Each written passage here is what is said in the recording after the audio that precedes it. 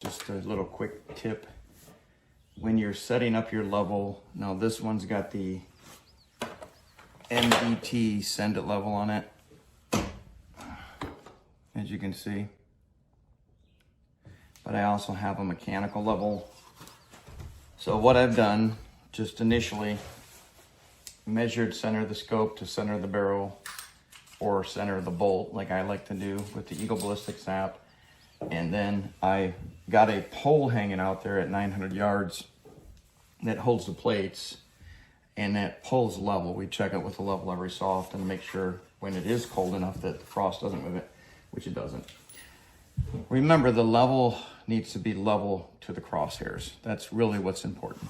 And that's why a lot of times a mechanical level can be your best bet. But I'm gonna cut to this video, and if you look, the bubble is actually touching the inside line. Now I do that on purpose because if I got the bubble dead center, which I'll show you another video of, there's a small gap between the bubble and the lines on the side.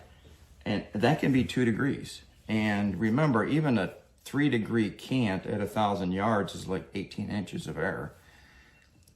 2 degrees is going to be even similar. You know, you're probably looking at, don't quote me on this, but you're probably looking at least 10 to 11 inches of error left and right. So what I do is, even though I've got the MDT send it level, which is digital, but that is mounted to the rail, as long as your scope is level to the rail, you should be good. I use the wedge system where you go between the bottom of the scope and the Picatinny rail, and that wedge makes sure that the bottom of the scope is level to the pick rail. So usually the MDT is gonna work for you. But I always put a mechanical on because, you know, batteries die, and Murphy's Law. So again, I like my bubble touching the line on the inside. That's my reference. That way I don't have a little bit of error between the bubble again and the side lines, which can be 2 to 3 degrees, which could be anywhere from 10 to 18 inches of error at 1,000 yards. Again, just my preferred setup.